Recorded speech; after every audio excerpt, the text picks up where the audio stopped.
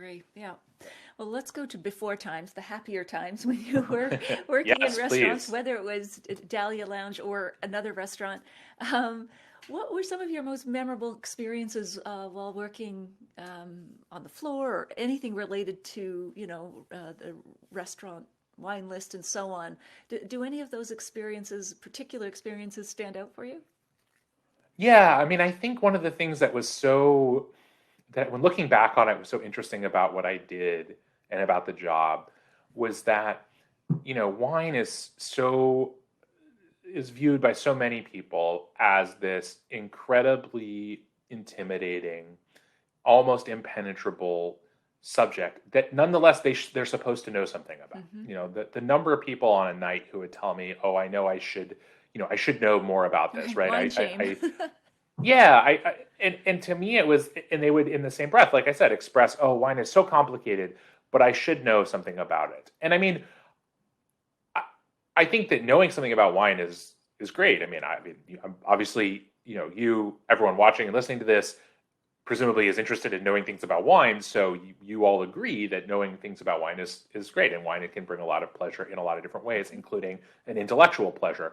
But the thing that for me was always such a fun experience was whenever I could kind of disarm that fear, that shame. I think the sommelier profession got a, well, not a bad rap. It was a deserved rap in a lot of cases because there are so many people who saw, I think, that role as an opportunity to impress the guest, right? Hmm. To say to the guest, allow me to show you how much more than you I know, and let me potentially bully you into buying a wine that you may or may not like, that you may or may not know anything about, but I have, bullied, shamed, coerced you into buying. And then if you don't enjoy it, it's because you're a bad wine drinker. Right. You have no And taste. yeah, and I mean, again, I grew up in and around restaurants. My after the restaurant review phase, or at least after the meal at Dahlia Lounge, my dad ended up getting remarried to a woman who owned a restaurant in Seattle. I spent a lot of time in and around that, Oh. and then obviously working in restaurants. And I really came to being a sommelier as a service professional first. It's not as if it's what I set out to do. I really thought when I started working in restaurants, my goal was eventually to own my own restaurant, and to run it as the owner, general manager. Hmm. And so I worked as a busser, I worked as a server, as a bartender. All these parts of the job. I mean, briefly as a cook, but it was not for me.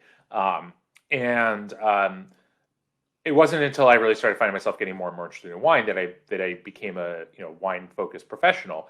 But I think when you work in restaurants that emphasize service and emphasize really customer focused and oriented service, then when wine is that facet for that, you bring a degree of trying to put the guest at ease and at comfort How did you that, do that? frank. Like, what would you say? What would specifically, can you remember?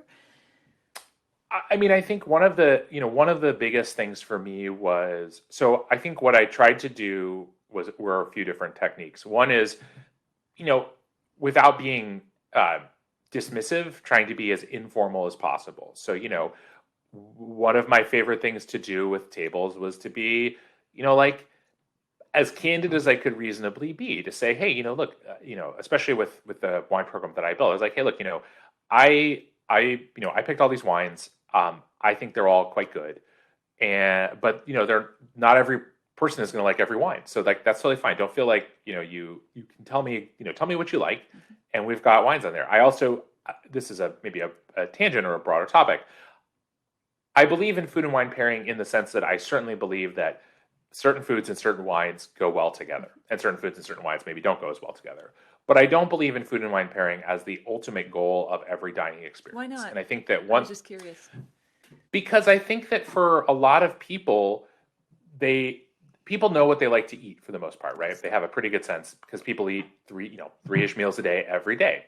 Wine, you know, you and I have a tremendous experience with wine, and so I can sit down and say, I know I'm having this dish, and I have a pretty good idea for what kind of wine is going to go well with it, and I'm probably going to want the wine that pairs well with it. But for a lot of people, their wine drinking is relatively narrow. They drink a lot of full-bodied red wines, and that's what they like in wine. And they know they want to have wine with their meal. But if they're going to order halibut, or they're going to order salmon, or they're going to order a lasagna or whatever. Like, it doesn't matter what the food is. It, Sometimes they may say to me, or they might have said to me, what do you think pairs well with this? But the honest truth is that most people really want to drink a wine that they know they're going to like and eat a food they know they're going to like. And as long as it's not absolutely the worst combination possible, and sometimes even when it is, like the tables that would sit down and order 24 oysters and a bottle of Cabernet, like I wouldn't want to do that. But it's not my place to tell the guests that they shouldn't do that. That's their business. It's just like I wouldn't order a well-done steak, but I also don't tell people they can't have a well-done steak. If that's what makes them happy, Exactly. that's Pair fine. the wine to the diner, not the dinner, whoever said that. Exactly. Yeah. And so to me, it's really just, it was always about making people feel like, as best as I could. And obviously, you never can be 100% this way because people are going to think what they want. But it's like, I'm not here to judge you. I'm not here to try and bilk you out of, I'm going to recommend sometimes less expensive wines. Like if I don't think the wines you're thinking about, if I think the less expensive one is a better wine for you, I'm going to recommend that. Those things all pay off in terms of buy-in from your guests over time. And to me, it was really just about, my job was to try and put someone in a position where they were going to enjoy their experience wholly. And, and if they enjoyed the wine particularly, that's great. But if after having a meal with a bottle of wine and dinner, the thing they were most excited about was the dessert, it's a team effort in the restaurant. And so my job isn't to try and be the star every game. Sometimes it's just to be in the background. And sometimes, it happens people walk in, they know exactly what they want wine-wise. And my job was exclusively to, as sort of in the background as possible, open the bottle of wine, pour it for them, and get out of their way because they're doing other stuff. And so I think that a problem that people who come to the sommelier profession from outside of the restaurant industry largely don't have a lot of restaurant experience before they move into a role like that is they think they're supposed to be the star of the show. They think, I'm here to be the, it's the same thing with service, right? I mean, it was true as a server too, right? Sometimes you are the star of the show to a table. Sometimes they want you to be the entertainment. They want to talk to you. They want to know about you. They want your recommendations. And sometimes they don't. Sometimes it's a date. Sometimes it's business. Sometimes it's just people who aren't interested in you. They're interested in the people they're dining with. And that's, again, fine. It wasn't my job. If I wanted to perform, I would be in the performing arts. Right. I like a certain amount of performance, and it was sometimes fun to have tables that were interested in that. But if they were all that way, it would be exhausting, and I would never, I'd be in the weeds the whole night. And so the same thing with wine is just, you have to find and learn to recognize when you step it up a little bit for people because they want that, and when to be as, inobtrusive as possible so that they are, they're just not caught up in your thing. They're enjoying their experience. Sure. And so for me, a lot of that was also about, the other piece of it that I would try and do with people is like, make it very clear to them that if they were unsure about a wine, what I would always say is like, look, if you don't like this wine, I'll drink it and we'll get you something else. And like, so many people are so unfamiliar with how these things work in restaurants and are so afraid to turn away wine. And I think there's a difference. This is a long, again, conversation, and we can have this one if you want. But I think, to me, my feeling was always as a sommelier and a wine director, if I recommended a wine, if I said, you've told me what you like or what you're interested in, and I say I think you'll like this wine, and you don't like it, then tell me, please. Don't just like drink it because you feel obligated to. Like I will. A lot of people do. Yeah. Yeah, for sure. I'll drink it. I'll use it I'll sell it by the glass. I'll enter. If there's nothing wrong with it, you just don't like it. I'll introduce this. I'll like I said, I'll glass pour it. I'll use it for staff training, whatever. And we'll get you something you do like. Same thing with food, right? You order. I say, hey, you're gonna really love the duck. You don't like the duck. We'll get you something else. Like that's not a problem. It's a little different if someone comes in and orders a wine and then refuses it without kind of consulting with me. But even then, we're not here to antagonize the guest for the most part. Sure. And I think for a lot of people, just kind of being upfront about that, like, hey, look, if this isn't what you want, tell me. We'll figure something else out for you. It's not a big deal. Again, I wasn't running a wine program with $10,000 bottles of wine where if someone ordered it and then turned it away after opening it, there's a real problem. When your wines are in the 2 and 3 figures, that's a lot easier to kind of deal with as a even on the back end accounting wise. I will say the other piece of this too for me was always that I also really encouraged people to be honest with me about how much they wanted to try new things. there's also a conception among diners, both food, drink, whatever, that they're somehow under obligation to try something new whenever they go out. And I tell people all the time, hey, look, if you have favorites, it's totally fine. I mean, I dine out a lot, or I did dine out a lot, and some restaurants I would go in and every time I'd get the same thing. And yeah, I'm sure they made other good food. Wine. Yeah, or it's what I was in the mood for, and that's why I went to that restaurant. And so to me, it was never to tell someone, oh, you have to try something new. Like, it's totally valid to say, I know I like this wine from this producer. I see it on your list. Let's just have that. And I was like, great, that's fine with me. I'd much rather you do that than feel like you have to try something new and then enjoy it less. Right. So absolutely. No. Did you ever serve anybody famous? Oh yeah, I mean, sorry, you got me mid-drink. Sorry. I mean, in Seattle, I would say at various ways and various times I served, kind of all the famous, what do you call them, captains of industry. So, Howard Schultz and Jeff Bezos and Bill Gates and all those people. You served them all? Like they come Oh in? yeah, Oh, wow. yeah. Yeah, I mean... any particular wine choices there that stood out? It's funny. I think actually, weirdly, no. I wish I had the most memorable drink experience I had with a famous guest was actually back before I was a sommelier and I was a bartender, and I made a couple of martinis for Al Gore, which was the most direct one of those. But the funny thing for it's not like the real captains of industry, at least at Dahlia Lounge when they would dine, they would have nice-ish wine, but not like, they weren't ordering our most expensive bottles. And as I said before, we didn't have the kind of restaurant with the kind of, that we were not carrying First Growth Bordeaux and Grand Cru Burgundy particularly. So it wasn't like the kind of place where someone would spend tens of thousands of dollars on wine. It just wasn't, that wasn't the setup. And none of them showed a particular aptitude or knowledge of wine, like maybe Jeff Bezos. I don't know.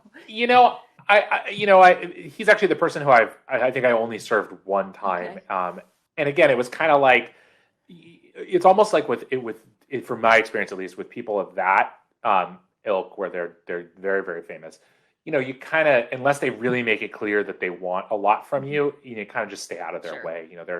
They're probably kind of not interested in got things on their mind. Yeah, or just like it's kind of like I'm not, the sort of like the show is more for the people who are who are not going to be like, why is this person, like, I don't know. It always just kind of seemed to me that if any person kind of hinted that they want, or kind of made it clear that they wanted a level of attention, then they would get it. But usually the very wealthy, if they're dining out, they still don't want to be, they just want to be left alone mostly, because it's, it's same thing with celebrities who aren't necessarily uber wealthy, but are just recognizable.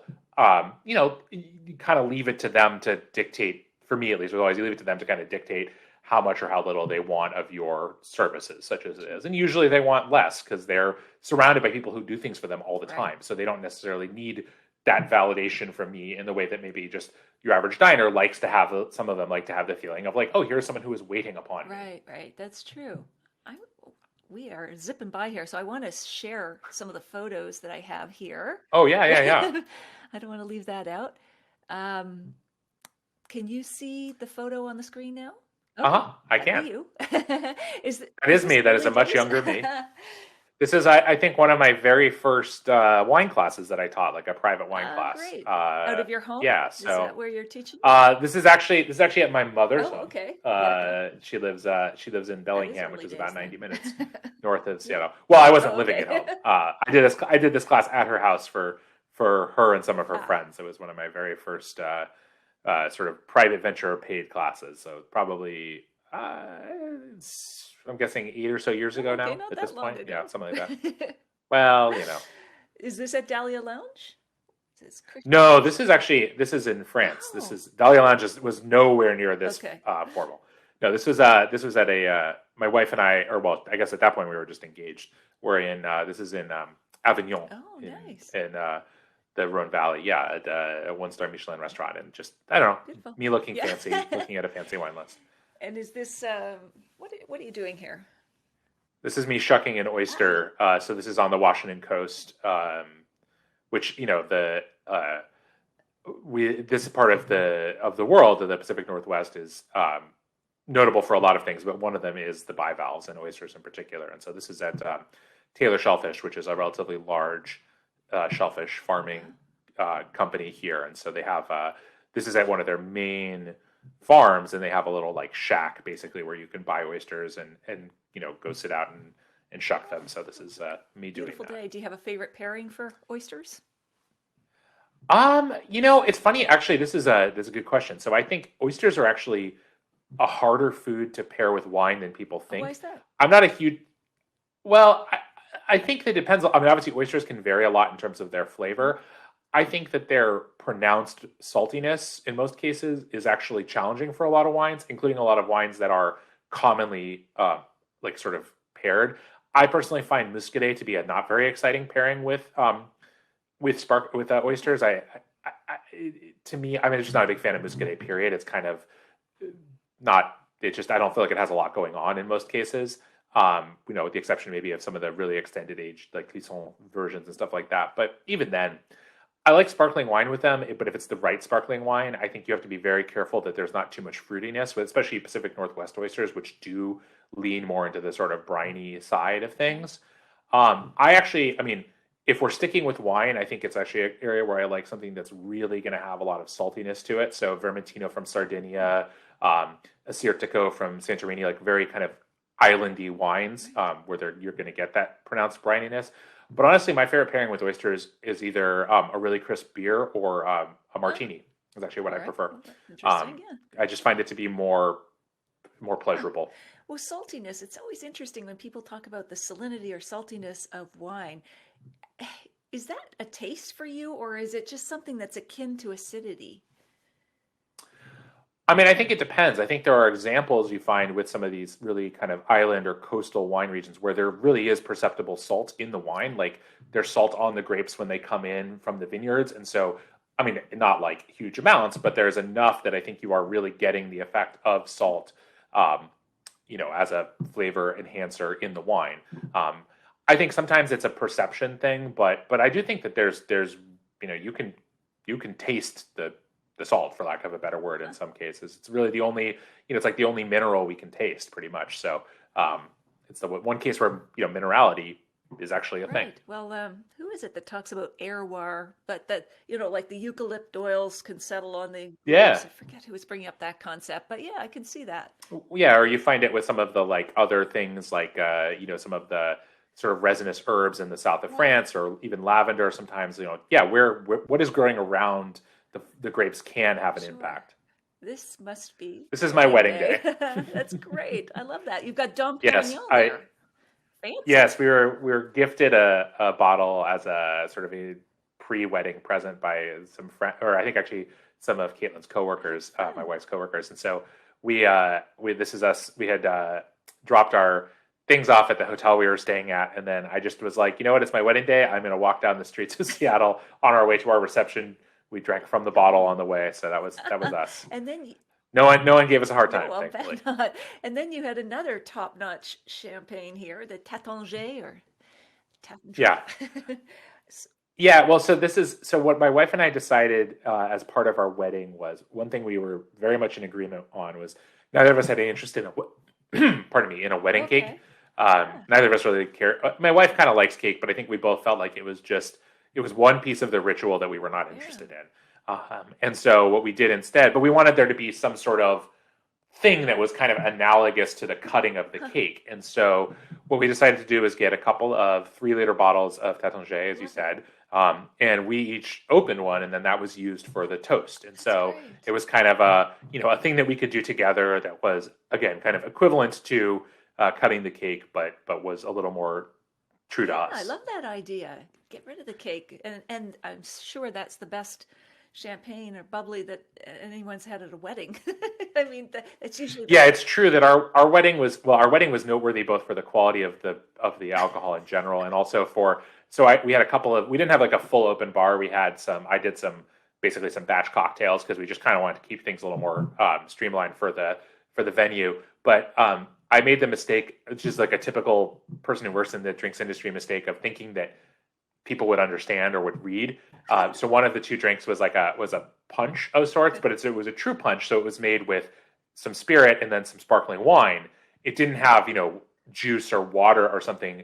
So a couple of people definitely had like a few different glasses of punch beforehand. And by the time we actually got to like the rehearsal or the reception part and all that, there was a little bit more drunkenness for a couple of folks than we cared for. Cause they were like, I thought it was punch, and people think, it's juice with a little alcohol. And I was like, no, this is all got alcohol in it. So Oh dear. that was a little bit of a mistake on my part, which, it worked out okay. I'm sure everybody was very festive by the time they got to the Yeah, it was quite festive. You did not get any pictures from later in the wedding. No, I noticed that. This guy is adorable. Who is he? Yeah, he is a lot bigger now. So this is my son Solomon. This was him as Cute. I guess he would have been not quite a year old at Starting this him point. And this is earlier. actually us. Early. Oh yeah, this is him this is us in British Columbia, actually in the Okanagan Valley at Quails Gate, doing some. He's doing some, I think, some leaf thinning. Yes, I was thinking, he's going to be what do you call it, amplifiographer or whatever. Knowing the Amplifiographer, that's it. Exactly. Quailsgate's gorgeous winery there, gorgeous wines. Did you have lunch or dinner at the restaurant there? On this trip, yeah, I believe we had dinner yeah. there. This would have been this. I think this was probably. I think that I've been up a couple of times. This one, I think we had. Maybe this was an afternoon visit, and then we went back for dinner later or nice. something.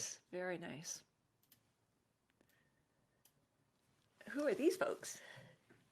Well, so the most recognizable person is, so I'm obviously the second from the left here, and then on the far left is Madeline Puckett of Wine Folly, who's a friend of mine, and then to my right, or to the right of me, as you look at the picture, is Jess White, who's a super. She's just a good friend and wine professional. And then on the far right is Nick Davis, who's now a master sommelier, another friend of mine. So this was us doing an event at Amazon a number of years ago for that I put on for one of the teams there. So you can't quite tell from this picture, but they kind of encouraged us to, or I was encouraged to kind of pick some unusual wines. So there's some Muscat from Alsace that Nick has. I have a bottle of Assyrtiko from Santorini. I actually can't remember what all the other ones were. There's some old German Riesling. It was meant to be kind of let's try some odd wines for people who maybe are only drinking, whose drinking tends to lean towards the kind of more well-known varieties. So we kind of picked not oddballs exactly, but wines that people are probably much less familiar with. Great experience. And beautiful. Where are you here? Well, come on, Natalie, can you guess? That's correct. Yeah, this is just outside of Bernkastel on a riverboat, looking up at the castle. Vineyards. Love that. Yeah, I will say this: I was there with my wife and actually my son when he was quite young, and I had been told by many people, the Moselle is beautiful and all that, but I was not prepared for just how strikingly beautiful it was upon visiting. We happened to get kind of, as you can maybe tell, we were there. This was in early mid-October, and it was just absolutely perfect, like sunny and warm, but not too hot. Everything was kind of in that stage. You can see the leaves starting to change in the trees, but not all the way. It was stunningly beautiful the whole time we were there, which was very cool. I love visiting the Moselle, and I just remember how stark, how steep the inclines were where the terraced vineyards were. Yeah. It's like, I don't know, we were at the top of one vineyard and they said something like, yeah, we have to keep hiring new vineyard workers every year. I said, why? He said, because they roll down to the bottom and we never see them again or something like this. Because it's all... I assume that was a joke, but you never know. Was. But that they couldn't do any machine harvesting. It was all these people. But some of the slopes were so steep, they did wear harnesses. It was just crazy. Yeah, you go into some of them and you see there's a whole pulley system and everything that people clip into. And also for the for picking and for the picking baskets, they can't carry they put the grapes on a sort of like a pulley system because no one wants to carry them up these incredible slopes. Yeah, it's really striking. And also, you see some parts throughout the Moselle where you find some of these vineyards and it's like they found every last possible, sort of even marginally, kind of cultivatable scrap of land with the proper orientation to the sun. So there's pieces where you'll see basically the vineyard ends in a cliff. Like it's very, you're just like, man, you cannot be wandering here idly without, risking your I'm gonna life. Get that grape. I guess, yeah. Oh, lovely region. Here you are. Looks like some cheesy business going on here. Yeah, so this is a Parmesan cheese producer in Bologna, and or sorry, in Emilia Romagna Okay. rather, and more broadly. And so this was I was on a trip with a number of other sommeliers. This would have been in November of Okay. 2018. So yeah, it was a really cool experience. I mean, I've been to Italy a number of times, but this one was really cool because in part we got to go see with lots of wine, but also lots of sort of some of the attendant famous foodstuffs of Italy. So Parmesan cheese factory, some balsamic vinegar producers, things like that, olive oil, etc. It was What very cool. surprised you most about the Parmesan making it? I mean, one, just how much they have. I mean, like this is these. I mean, you can't fully get a great sense for this, but this is an absolutely enormous refrigerated warehouse room, just full of wheels of cheese. I mean, there must be millions of them in this facility, and it's far from the only one in the area. And so it just was. I mean, that the scale of it was amazing. I mean, it makes sense. I mean, think about how beloved and ubiquitous Parmesan is in the world, but it also is just a situation where I think, yeah, it was amazing to me to see that scaled up. And then, I mean, the other part is just kind of um, how rigorous the process is, how much is rejected. You know, Wow. I don't remember the exact percentages, but everything you see there is finished. And all right, essentially, I think there's maybe one last test that it goes through before it's actually Right. sold. But basically, all along the way, product is being rejected and either turned into something else, Like the shredded downgraded. cheese or There are something other or whatever. yeah, there are other kinds of hard cheeses that are don't have the essentially the DOCG Parmesan kind of appellation. Now it's not technically DOCG, but whatever. It's something the equivalent for Right. foodstuffs in Italy. But there's a lot that gets before you ever get to this stage. There's a lot that gets I sorted can't out. wait to get into. I mean, I am into cheese, and um, I've taught basic cheese and wine pairing, but I want to dive into that even more. I mean, just the world of cheese fascinates me, with its Yeah. variation like wine. Where is this? So this is at my dad's house, and this is me picking a bunch of nettles to make like nettle pesto and stuff. And I don't know, I just thought it was Yeah. fun. It's a very like Seattle area, Pacific Northwest, gloves and What do raincoat, nettles and taste like? they taste like you really are desperate for green vegetables in the early spring.